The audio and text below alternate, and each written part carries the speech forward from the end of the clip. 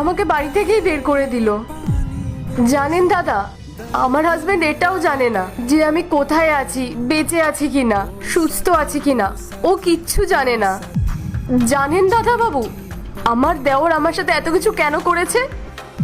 ও নাকি একটা মেয়েকে ভালোবাসতো, আর ওর সেই গার্লফ্রেন্ডটা চাইতো আমার আর আমার হাজবেন্ডের নামে যত প্রপার্টি আছে সব যেন ওদের হয়ে যায়। তারপর ওই মেয়েটার কথা শুনে ও আমাকে বাড়ি থেকেই ধাক্কা দিয়ে বের করে দিল। আর এখন এই রাস্তাটাই আমার ঠিকানা। আর বাকি রইল খাওয়া দাওয়া, যে আমাকে যখন যা দিয়ে যায় আমি তাই খাই, আর যদি না দেয় তাহলে আমি খালি পেটেই থাকি। আমার না মাঝে মাঝে খুব ভয় লাগে এখানে থাকতে, কিন্তু কি করব বলুন? আমার হাজবেন্ড হয়তো এত কিছু জানে না। জানেন দাদা, এরকম অনেক সময় হয়েছে যে 4-5 দিন ধরে আমি সেরকম কিছু খেতে পাইনি। আমি না আশেপাশে অনেক জায়গায় কাজের খোঁজ করেছি, কিন্তু কেউ আমাকে কাজ দেয়নি। জানেন, আমি যদি এই কথাগুলো আমার হাজবেন্ডকে বলতাম না, তাহলে ও আমার কথায় বিশ্বাস করতো না, কারণ ও ওর ভাইকে খুব ভালোবাসে। আমার হাজবেন্ড যদি কখনো জানতে পারে না যে ওর ভাই এতটা খারাপ মানুষ, ও তাহলে সেটা কখনো সহ্য করতে পারবে না। আমি এখন শুধু ভগবানের কাছে এটাই চাই যে কোনোভাবে আমার হাজবেন্ডের সাথে আমার দেখা হয়ে যাক, আর ও যেন আমাকে এখান থেকে নিয়ে যায়।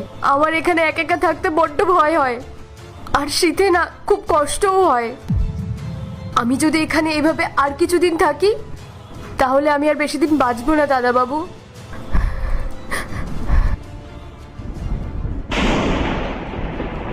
রাহুল, তুমি কোথায় ছিলে এতদিন? তুমি জানো আমি তোমাকে কোথায় কোথায় খুঁজেছি? আমার খুব কষ্ট হতো। মেঘা, বিশ্বাস করো, আমি জানতাম না যে তুমি বেঁচে আছো। ভাই আমাকে বলেছিল যে তুমি আর এই পৃথিবীতে নেই। ও আমাকে মিথ্যে কথা বললো। আমি ওকে কতটা ভালোবাসতাম, কত বিশ্বাস করতাম আমি ওকে। আরো ও আমার সাথে বিশ্বাসঘাতকতা করলো।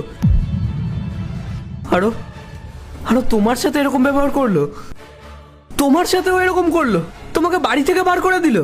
আরে ওর যদি টাকা লাগতো ও আমাকে বলতে পারতো, আমি দিতাম ওকে টাকা। কিন্তু তার জন্য ও তোমার এটা কি অবস্থা করেছে।